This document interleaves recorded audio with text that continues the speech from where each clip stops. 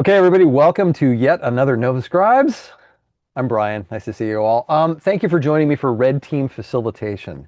I'm really excited about this one. This is something that's really near and dear to my heart. And I've been waiting to do this one for a long time.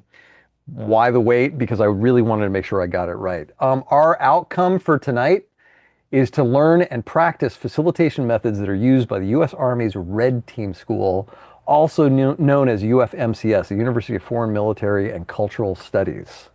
They like it like that, right? They've got this kind of innocuous, name, but like what they do is really kind of badass. So those are the outcomes. The way that we are going to get there, I'm just going to spend a little bit of time defining what red teaming is in the context of facilitation. There's a lot of definitions for it. I'm going to share some resources that you can take with you right away. These are free. You can download them. And then I'll give you a brief overview of some of the methods, and then we'll do some practice. Okay? So that's it. We're going to do three things in the next hour. Couple of agreements. Please be prepared to participate. Keep yourself on mute unless you'd like to talk. And by the way, that's what I'll keep my eye on. So if you want to say something, just go off mute. I'll see it. I'll be like, hey, Ruth Ann, I see that you're off mute. What's coming up for you? And then we'll talk, and she will, because she's amazing. Or you can also participate in chat. I'm also going to be dropping some resources into chat, so just watch for that. If we're doing something and this great idea pops up and you don't want to interrupt the flow of the conversation, you can just drop your thoughts into chat, and I'll be scanning that as well. Keep your webcams on if you can, and Corey, Alberta, Janelle, if you can't do it, no problem. That's perfectly okay. All right. So a couple roles before we get started. So your job as participants is to, well, participate. I'm going to ask you to do some of these methods, okay? This isn't a PowerPoint. I'm using a mural board. It's meant to be a little bit more engaging and interactive. Most talking I'm going to do is going to be at the front end. I'm going to introduce some methods. We're going to do some methods, and then we'll see how it goes. My whole job is to guide the learning. Sound good?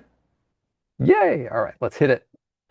So a little bit about red teaming. So what is red teaming? So the way that I heard the story, and there's a lot of different stories about this. The way that I heard the story is it dates back to the Prussian army, where you can imagine these generals that are like, looking at maps and cool stuff. And the good guys were the blue team. Like they'd represent the armies by these like painted blue blocks of wood, right? And the good guys would be the blue team.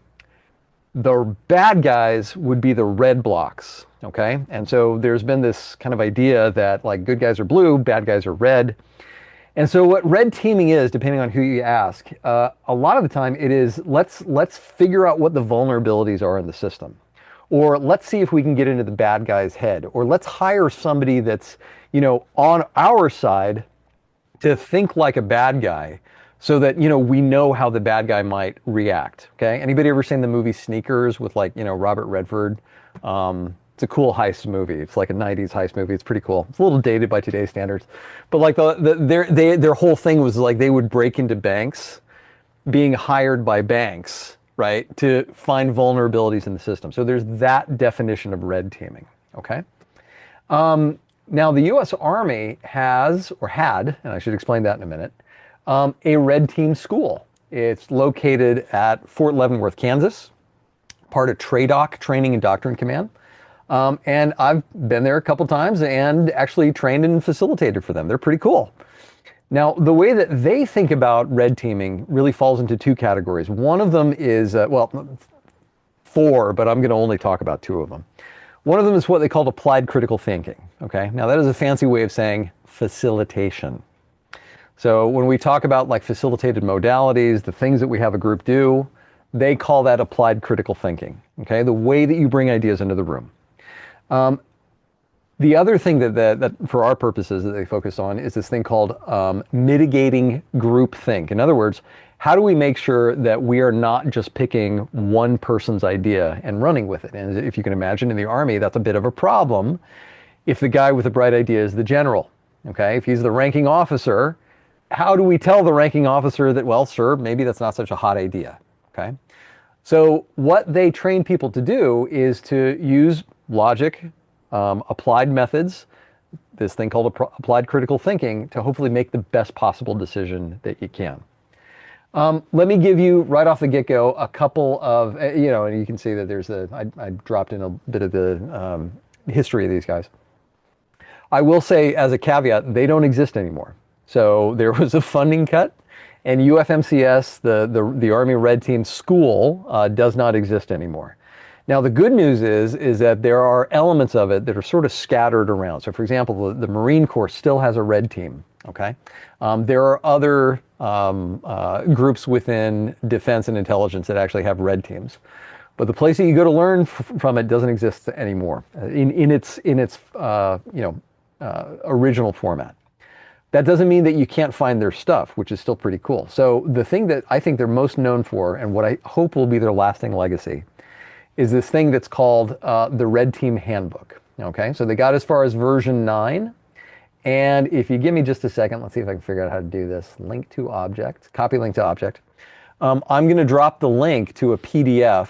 I don't know if this is going to work. Somebody click on that and let me know if it works.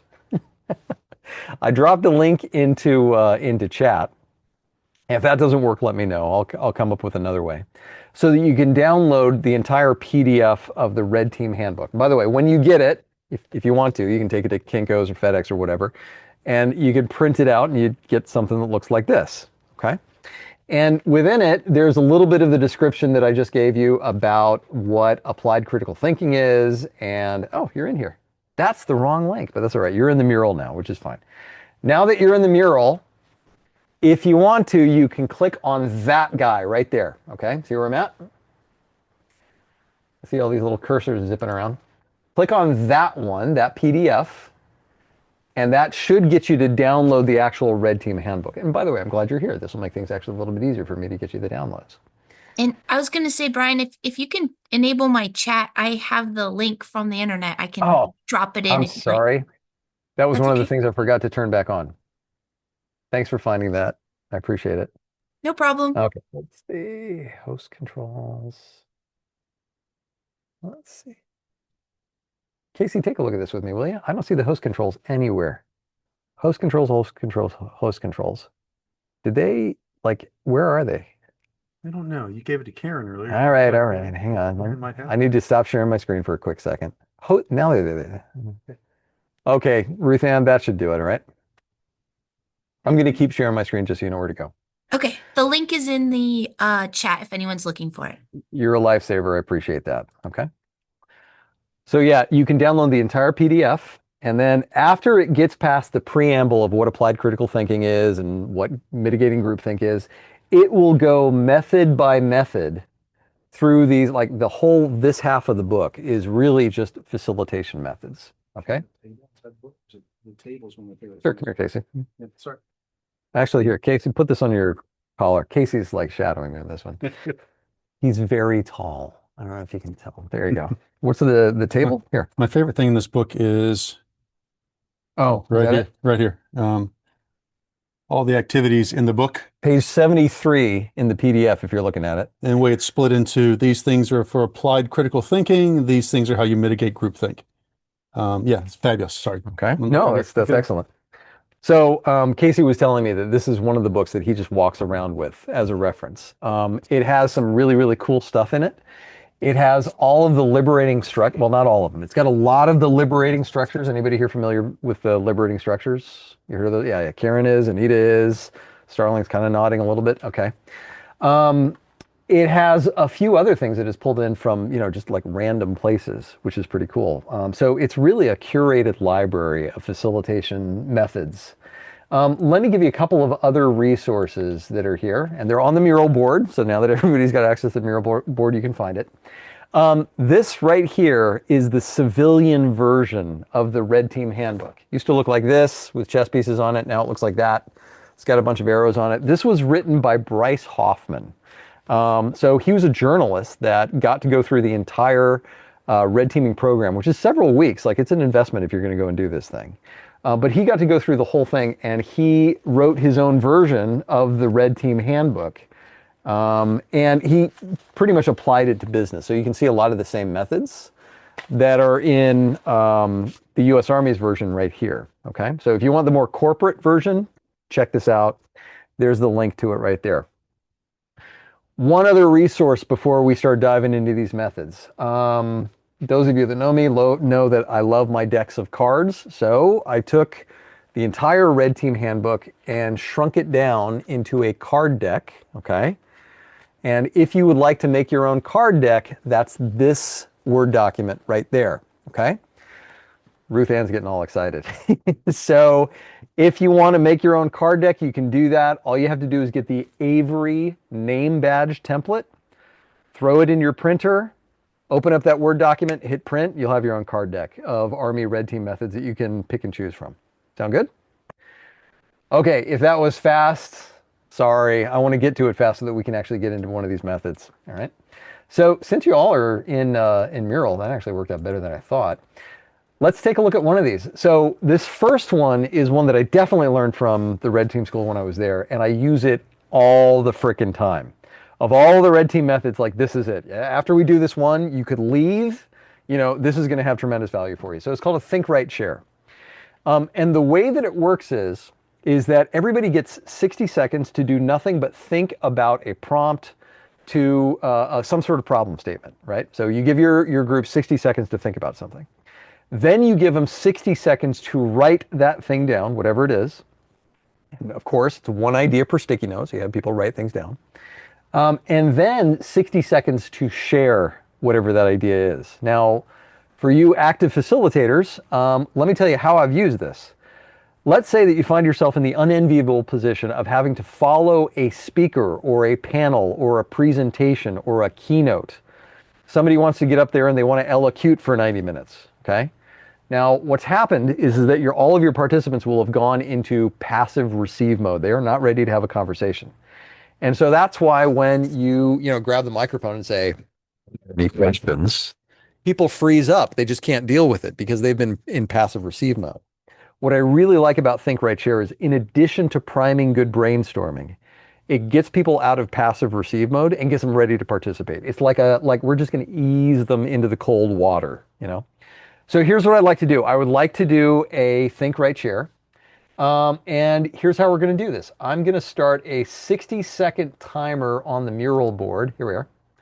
A 60-second timer on the Mural board. And all I want you to do is to think, don't write, don't do anything else. Think about the answer to this question. What are your favorite facilitation methods? Okay. So 60 seconds, you're doing nothing but thinking. The time is yours. 60 seconds starts now. A little music while we think.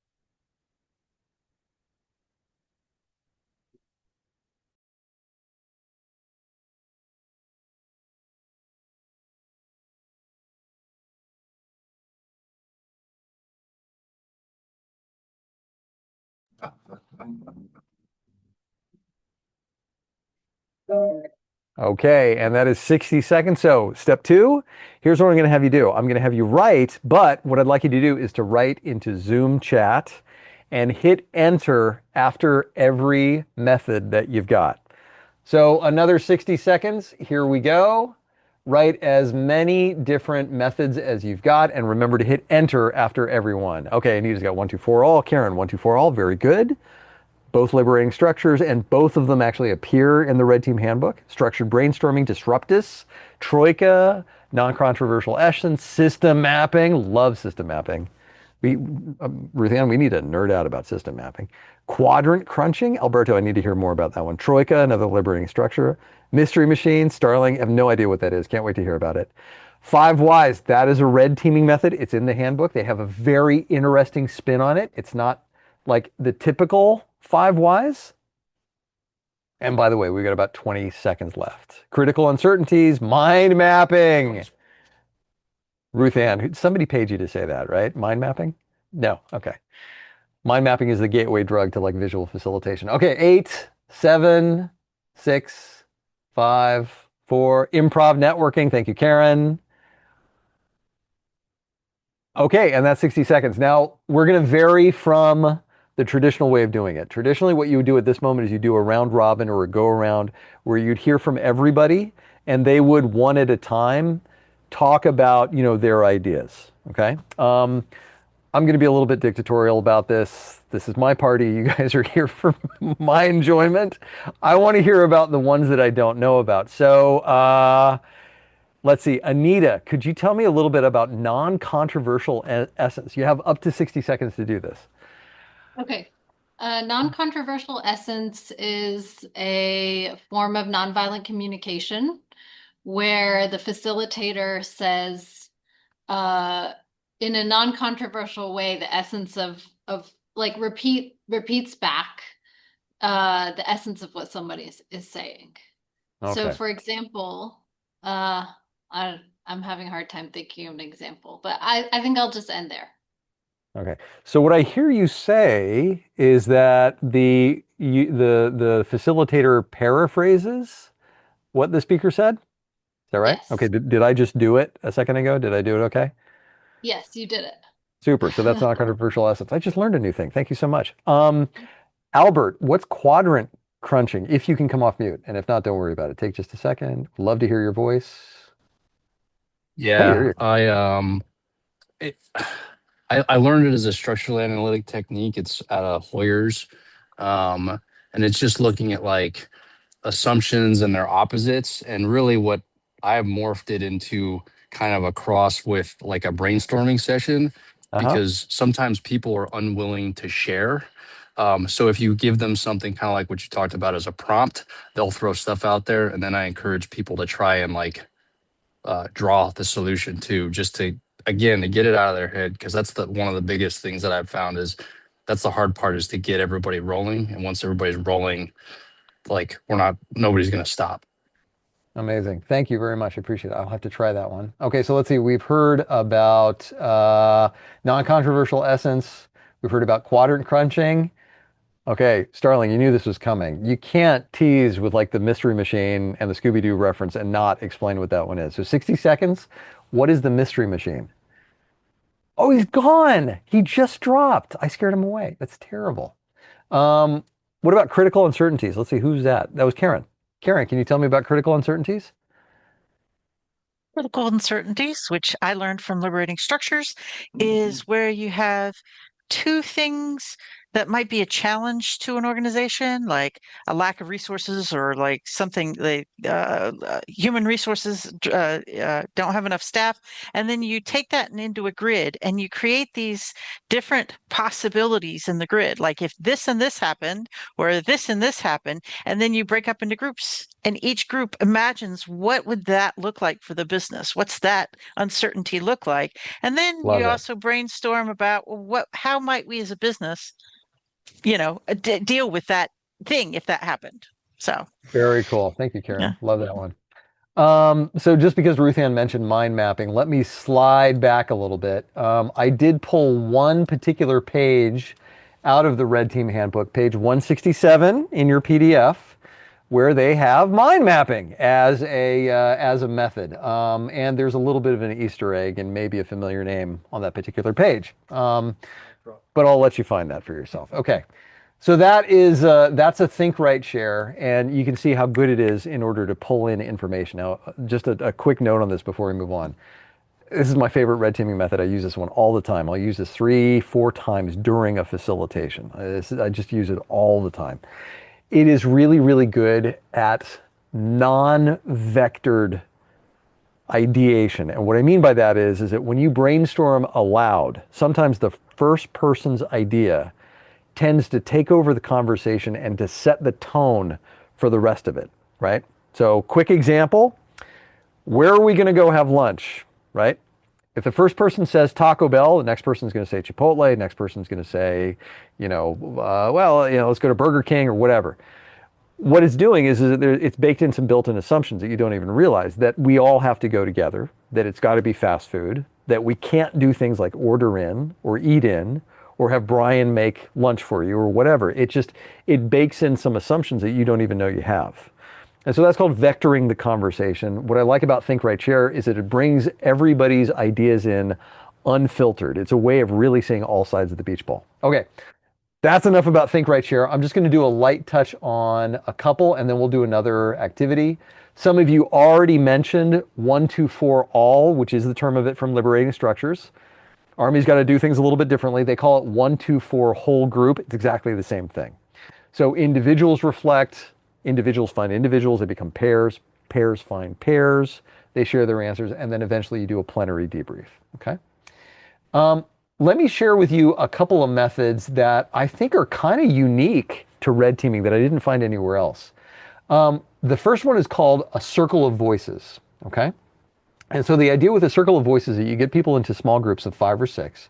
Everybody gets 1 minute of uninterrupted airtime to say whatever it is that they want to say, and everybody else just listens. That's it.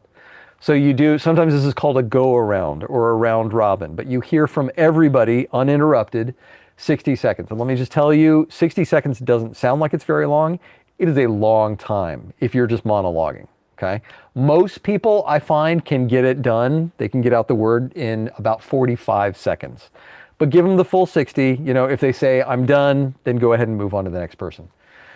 So you share the topic. Again, there's 60 seconds to think about it. Everybody gets a minute to talk. And then after the circle, anybody who wants to speak can reply. They can speak again. But what you have to do is you have to discuss other people's ideas that are already expressed. You may not expand your own idea, okay? And that's important. You have to build on somebody else's ideas. And this comes from Alex Osborne's Rules of Brainstorming, building on the ideas of others, okay? Now, functionally, it can be really hard to get people to not build on their own ideas. And so you almost have to set up the little groups like little kind of, you need to facilitate yourself, right?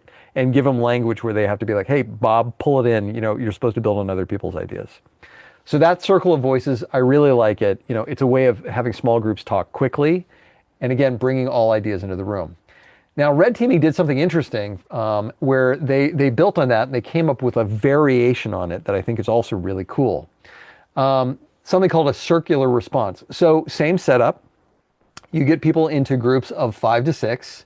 Everybody gets a minute of uninterrupted airtime to talk about whatever they want to. They don't discuss until everybody speaks. The person to your left is the next speaker, so you've got a nice order that you go in, right? Nobody has to do the, who hasn't spoken yet? You listen actively. And then after the initial round of uninterrupted airtime, the person to the original speaker's left, again, they get a minute. And then the facilitator opens the floor to anybody for unconstrained conversation. This one's a little bit more open than the last one where you can't build on where you can only build on somebody's idea. So following hearing from everybody, you open it up, right? Now, here's the other thing that is a nice nuance about this. Check this out. The person to the original speaker's left gets 1 minute to speak, okay? But what they have to do is that they have to integrate some aspect of the preceding message into their own. So this could be an agreement, this could be a dissent, this could be an expansion of the original statement. But, after 1 minute, then it goes on. So again, you do a go around, but this time you're building in that building on somebody else's idea into the process. Bob kicks us off, he says something, and then Larry responds specifically to Bob. Maybe he works his own ideas in there.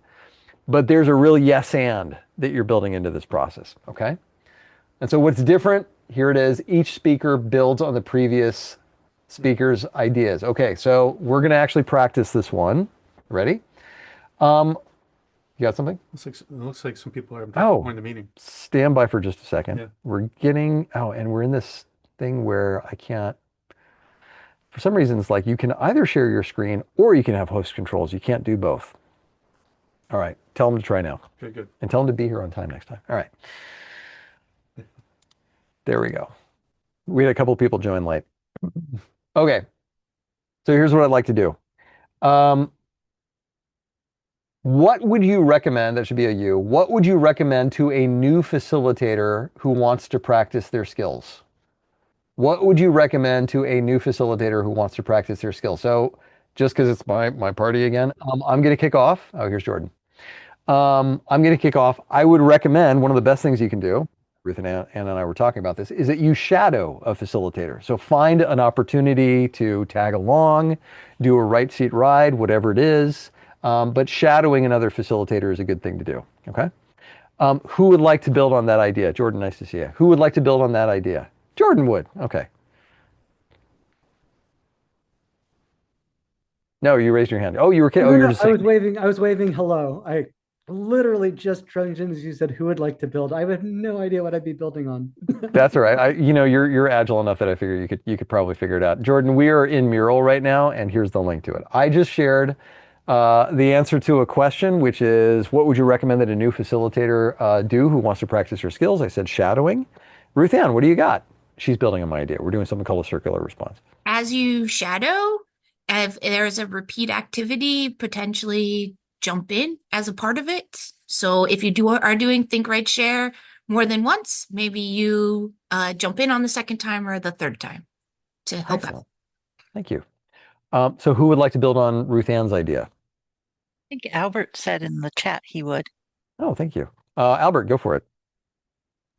Thanks, Karen. So while you're shadowing one of those facilitators, you might recommend like another activity to facilitate like a meeting that nobody likes attending. Very good. Yeah, let's do a tough one. We'll dive in on the deep end. All right, so that's a circular response. Again, you do the same kind of go around that you do with Circle of Voices, except you are intentionally building on the previous person's idea. Now, this one does vector the conversation, but very intentionally. Okay, so you may want to kind of plant that first person's idea, because remember, that's what they're all going to be building off of. You're going to want to do it carefully, um, and of course, with whatever regards to the outcome that you want to achieve. Okay. So that's circular responses. Oh, we got somebody else too. Let's see. Oh, there's Starling again. All right, now this one's kind of cool. I hadn't heard this one before I did the red teaming thing, and I've gotten a lot of mileage from this one. So this one is called one-on-one, two-on-two, and then exchange emissaries. Starling, did you have a problem getting back into the room? Did you get locked out? In now, All right. thank you. That was my Yes. fault. I apologize. So one-on-one, two-on-two, exchange emissary. So this one kind of kicks off the same way as 1, 2, 4 all. So individuals think about a question, they write down their ideas on paper, and then participants pair off and then they discuss, with each other. That's the one-on-one. And then pairs find other pairs and then they discuss with each other. And then this is what's interesting about this. This is a good twist on the 1, 2, 4 all. They pick one person as a spokesperson. This is the emissary. And then they go off and they find another quad, right? And that emissary says, okay, well, here's what we came up with. Here's the options that we came up with, and they bring their challenges and they discuss what that quad had with the new quad, although it's a trio, right? Because they also had an emissary head off. So they discuss a little bit and then they come back and they report to their original quad, okay? Those of you that are familiar with the World Cafe, this is kind of like World Cafe, except in this case, rather than the whole group moving to the next table, the table host is the one that actually moves off. That's the emissary. So I kind of like this twist on the 1, 2, 4 all, right? Because I don't know about you, but anytime I've done 1, 2, 4 all, that transition from 4 to all can be a little rocky, especially if you're dealing with a really, really large group. Okay. So that's exchange emissaries. Jordan, since you're coming in, I'm just going through a couple of red teaming methods. Some of them I'm just talking through. Some of them we're actually practicing. This next one we're going to practice. Okay. This one's called 4 ways of seeing. How many people have heard of 4 ways of seeing before? Okay, Starling knows this one. Ruth Ann knows this one. Casey knows this one. Oh, Casey, you want to say hi to Jordan? He's right here. Howdy. He's not an AI avatar. That's really him. He crashed my place. I was like, Casey, what are you doing? How do you know where I live? All right, so 4 ways of seeing. What you do is you draw a quad chart, 2 by 2. And you say, all right, how would X see X? You pick 2 characters, right? Good guys, bad guys, however you want to do it. Us, them, management, staff, Yankees, Mets, whatever you want to do. How does X see themselves? How does Y see themselves? How does X see Y? And then how does Y see X? Okay, now we're going to do this one as a group. Let's demo this a little bit. I've created a little bit of a place for us. Here, let me pull you over. Here we go. Now, you talk. I'll capture some ideas.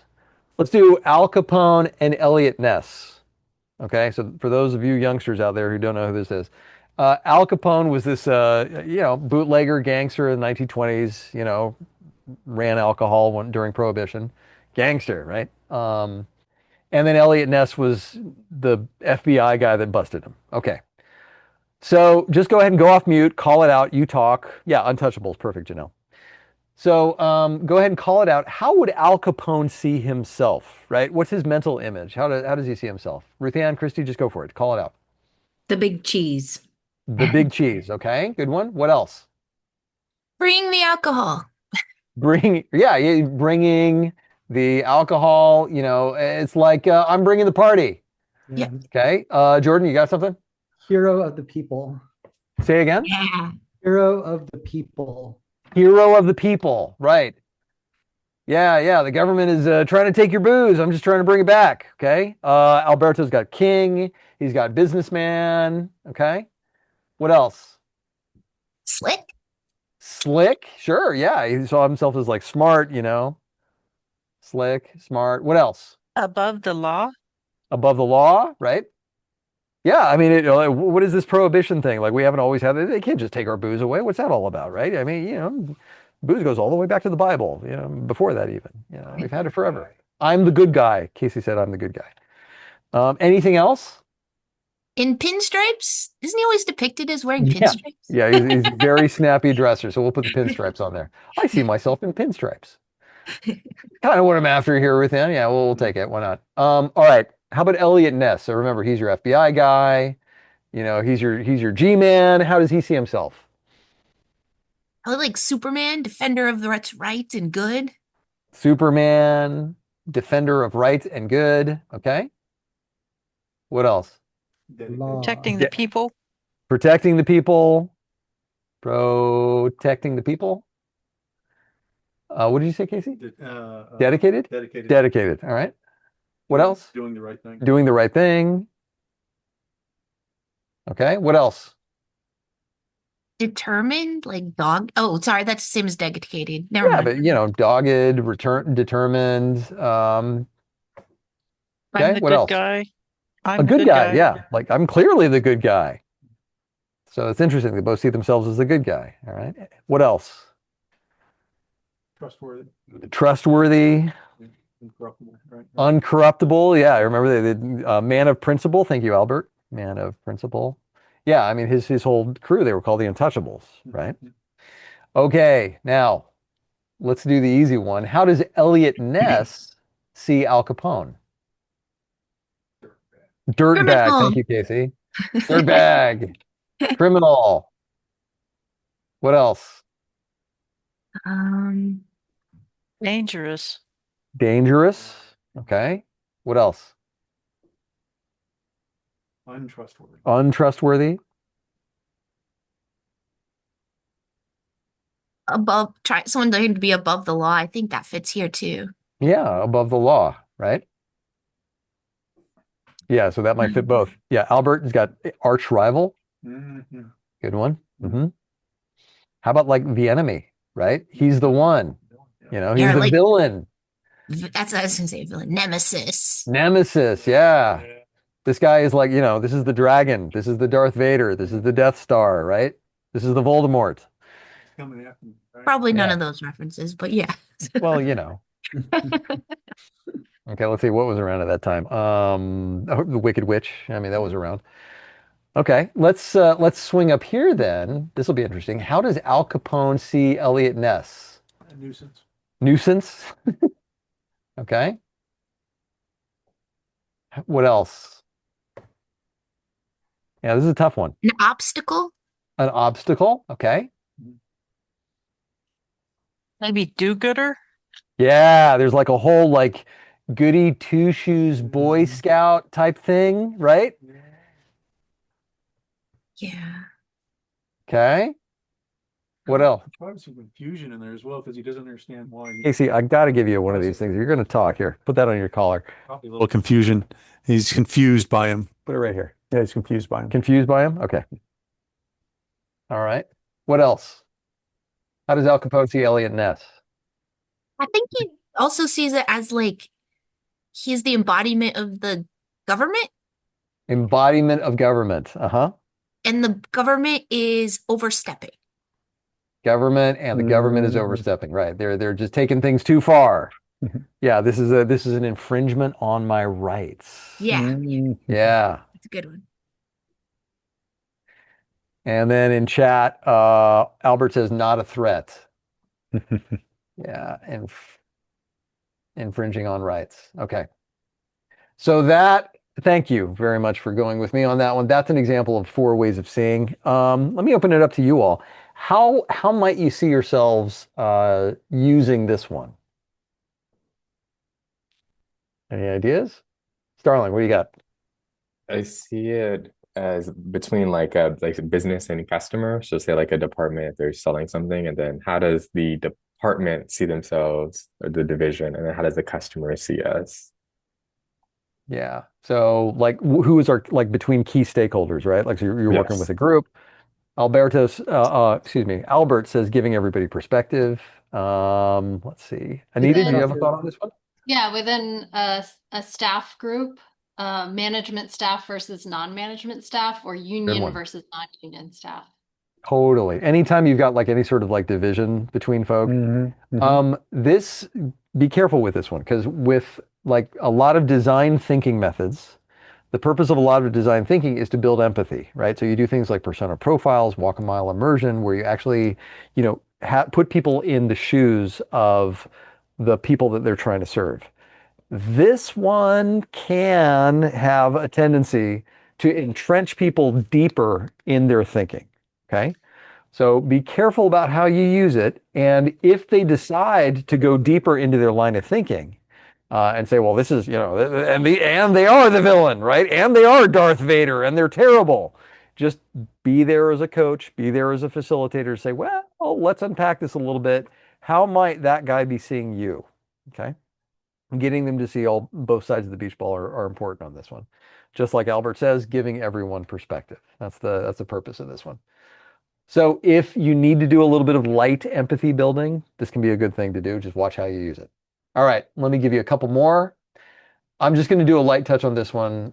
This is a good method. It's called outside in thinking. Comes from structured analytic techniques. But the idea here is, and they actually provide you a little bit of a visual template that you can use for it. You start with the issue or the topic of the problem. What is the challenge that we're trying to overcome? And then you've got forces and factors, where forces we exert little influence and factors we exert some influence. Now, here's how I've used this one. If I'm with a group and they're swirling around stuff that they feel like they have no control over, right? If they're feeling victimized, if they're feeling disempowered, if they're talking a lot about a them who's not in the room, right? Well, as soon if it weren't for management, everything would be hunky dory around here. That's the time to pull out outside in thinking. So you grab a big piece of paper, you say, all right, let's get clear on the problem we're trying to solve. And then let's identify what do we have some control over and then what don't we have some control over. This has a real way of clarifying the conversation and getting people out of that death spiral of breaking up the itty bitty pity committee that sometimes can happen in these offsites. Okay. It almost sounds like force field analysis in some ways. Yeah, Is it very similar? Yep. Very similar. It's a force field analysis to some extent it is. Force field analysis tends to look at like the quantities, of forces Okay, for okay. and opposed. And you're like, well, is it a 3 or a 4 or a 5? This one, we just list them out, right? Mhm. So it's a little bit more open. All right. That's a good one. Okay, cool. We're going to do another demo. Here we go. Alternative futures analysis. You may or may not have seen this one before. This one was homegrown inside the University of Foreign Military and Cultural Studies, the Red Team School. This one's called alternative futures analysis. So here's the way that it goes. As you're looking at the future, as you're trying to anticipate what could happen, you identify the two most certain and uncertain forces, and then you draw them as a 2 by 2. So for example, what might happen with home buying? I mean, this is something that's, current today. Prices and then rates. So you could think of that as like occupancy rates or actually like interest rates, excuse me. So what happens if there are high prices and high rates? What happens if there are low prices and low rates and all variations in between? Okay. So for example, just taking a look at this, if you've got high prices and high rates, everybody's selling, but nobody's buying. If you got low prices and low rates, it's a buyer's dreams. If only you could find a house. Okay.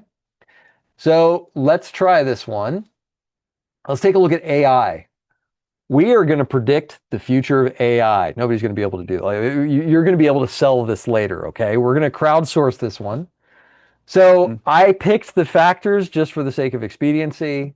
What happens if AI gets expensive or if it remains cheap? I think it's relatively cheap today. We'll say it remains like that. Jordan and I are always sending each other like inappropriate pictures from AI that we create. So, it's cheap. Anybody can use it. What happens if it gets regulated or it remains unregulated? Today, I would say it's relatively unregulated. You can pretty much get away with murder using AI. Okay.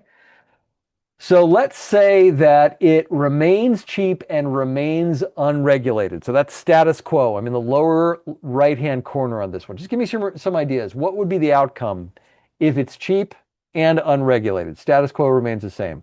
Go ahead and go. Yeah, Karen, what do you got? What do you think? More pornography. Okay. We don't share porn, just to be clear, between Jordan and I. Most of it's, just like enhancing muscle groups, but things. Jordan, you want to bail me out of what I just said? Yeah, More this morning it was robotic versions of Darkwing Duck. I mean, It was robotic versions of Darkwing Duck. yeah. That's absolutely right. We think that there's which something there. which We I think would that say there's a that revival. Nobody really asked for Toy Story 3, but we do want to see a Darkwing Duck movie. yes. Right. So I would say that's where I think copyright law and like proprietary ownership that goes out the window. If it remains cheap and unregulated, then the idea of suing over like a copyright being violated, that's gone. It means everybody gets to do Proprietary. whatever they want with whatever IP. I knew I was asking the right group. Ownership goes out the window. Ruth Ann, what do you got for this one? Uh, Lots of people want to use it to get diversity. Yep. So and just building on what Albert shared in chat. So he said high demand, kind of like what you were saying a second. A lot of people want to use it, and then low resources, right? So we've heard about the environmental impacts of it. Okay, very good. And more experimentation. More experimentation. Thank you, Casey. Democratization of the technology.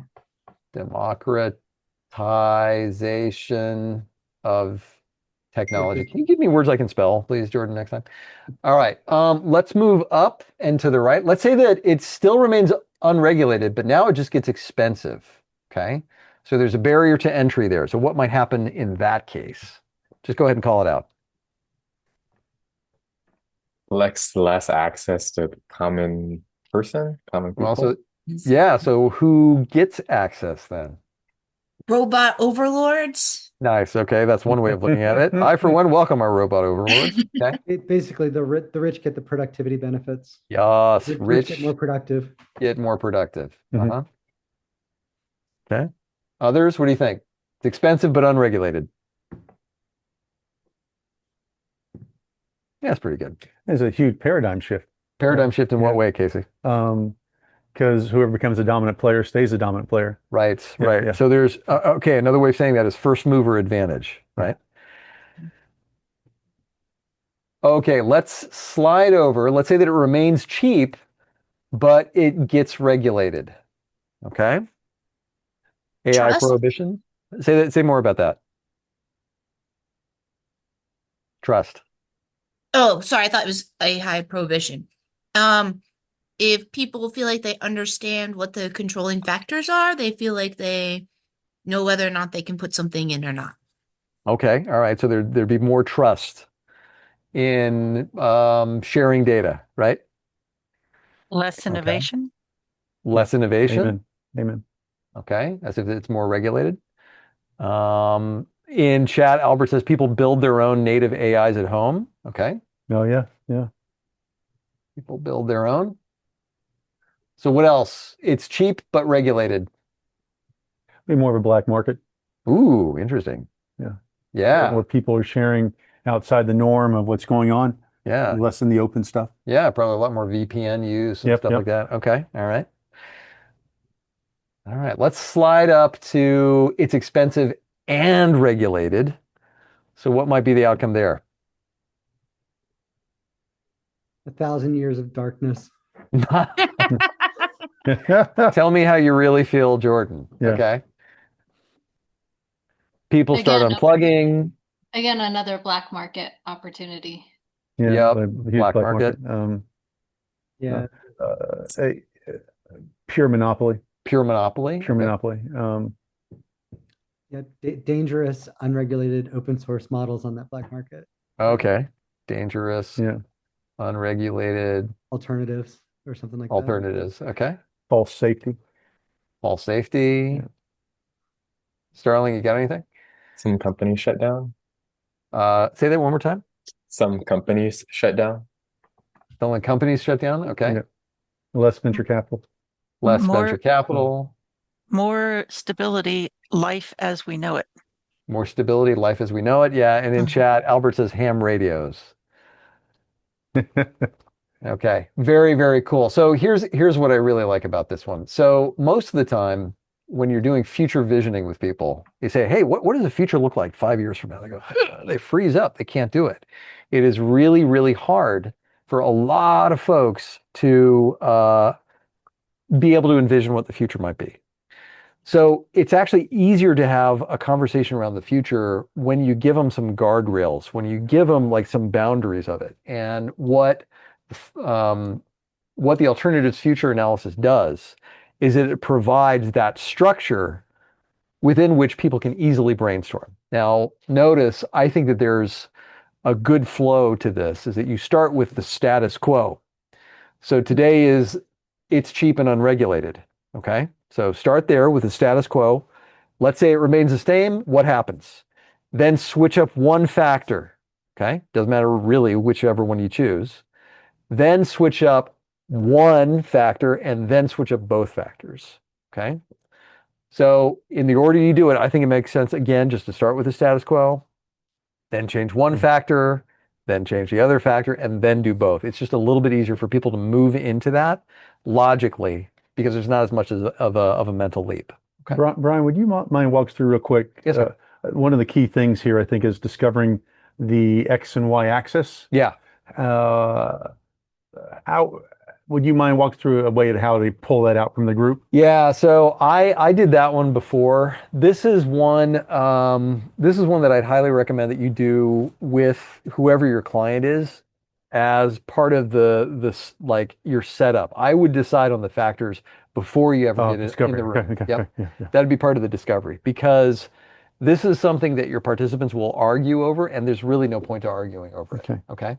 Now, let's say that you're in discovery and you identify, I don't know, 12 different factors. Well, you can't really do that on one of these. You can only do two. But what you could do is to say, well, do 6 different alternative future analyses, and have them around the room where we take a look at 2 factors and another 2 factors and another 2 factors and see how it goes. Okay. By its nature, it is a 2 factor analysis. There are ways of doing multi-factor analysis, but the juice has got to be worth the squeeze on that. Yeah. Okay. Cool. How are we doing? You ready to move on? I got just a couple more for you. We're getting close to the end. All right. So that was alternative futures analysis.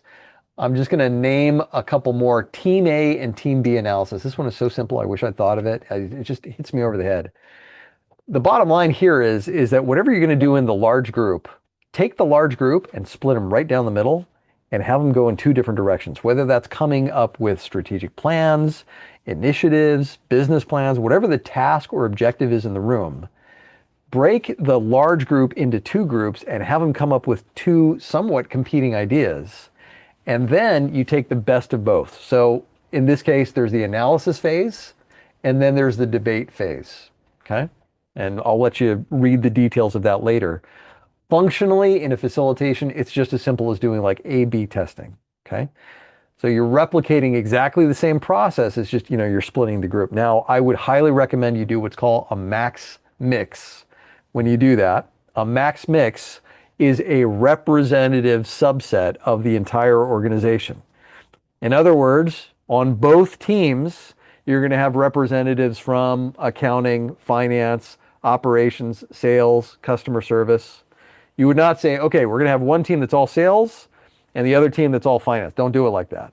Make sure there's a good representative representation of the entire organization. Again, that's called a max mix. Do the team A and team B in max mix. Okay. Just a light touch on that one. A gallery walk. This is something that us graphic facilitators know real well. But what you do is you just, make sure that all the artifacts are up and around the room. And what's cool about this is that they have prepared stations. Now, this is a little bit more than just walk the room and take a look at all the flip charts that are there. So there's actually a process to this one. Okay. And the way that the red team does gallery walks, there's a process. And it really dials in on after you have the content created in your stations, whatever it is, it could be a flip chart, it could be a completed template, whatever you've had people actually generate. The real, cool part of this is the groups. So you divide the teams into these roles. Here's how it goes. You've got a leader, and the leader keeps the group on track and prompts participation. You have a monitor who is keeping track of time and the status of the other groups. You have a reporter who is getting ready to present the group's thoughts to the larger group when they come back. And then finally, you have my favorite, the recorder, who actually records the group's comments. Hopefully, this is somebody who's got good handwriting, penmanship, and all this other good stuff. If you're interested in graphic recording, let me know. So what I like about this is that there's some like specific roles that are assigned when you actually get ready for this gallery walk. Okay. All right. So those are the ones that I really wanted to share with you. Those are the facilitation methods. There's a lot more that I didn't cover because it's duplicative of the liberating structures. It may have been some things that you've seen before. These are just the ones that to me were the real standout ones because you don't typically see these elsewhere. Okay. So I really wanted to pull the ones forward that I've gotten specifically out of the Red Team Handbook and the Red Team methods. There's one more that I wanted to hold for the end. This is a bonus. This has got almost nothing to do with facilitation. The reason I wanted to hang on to this one is just because it's badass. All right. This one is called deception detection. I get kind of like cloak and daggering on this one. This one's really cool. So you measure the likelihood that you are being deceived. So the acronyms are you're going to check Mom, Pop, Eve, and Moses. Mom, Pop, Eve, Moses. So there's your acronym. There's your mnemonic for it. So Mom, does the actor have motive, opportunity, and means? If you're in the national security space, you know exactly what they're talking about there. So motive, opportunity, and means. What are their objectives? What are the means? What are their means available to deceive? What do they have at their disposal? Pop, is deception consistent with past opposition practice? Have they tried this before? Do they have a pattern that they're fitting into? So that's pop. Eve, what do we know from evaluation of evidence? In other words, how accurate is the reporting source? Does the information from one source conflict with others? Can we verify this elsewhere? And then Moses, it's kind of weird how they got to Moses, but go with it. Manipulability of sources. In other words, how reliable is the source, where we got it from? And is there a reason to believe that the source is being controlled? Again, this one's got nothing to do with facilitation. It's just kind of cool. You share that with, your clients. They're like, ooh, what do you like, James Bond or something? It's kind of neat. All right, so that is Red Team Facilitation. It's a quick overview of it. I highly recommend you download the Red Team Handbook, build yourself a card deck out of the Word document, and also do Bryce Hoffman a favor. He's a friend of mine. His book is very, very good. He also references, get this, World War Z, and I'll leave it to read the book, to find out why. But that's actually what brought him to red teaming. And with that, let's go ahead and take it off the air. You've been a great audience, and we will see you next time. Here we go. Thank you. Bye.